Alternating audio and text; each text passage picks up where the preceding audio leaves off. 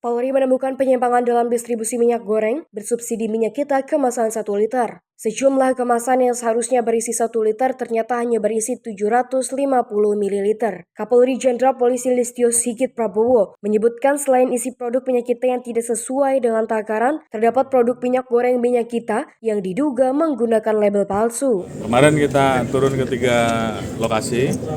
Saat ini sedang kita lakukan pendalaman dan kemungkinan kita akan melakukan penegakan hukum karena memang ada yang kita dapati yang isinya tidak sesuai dengan kemasannya 1 liter.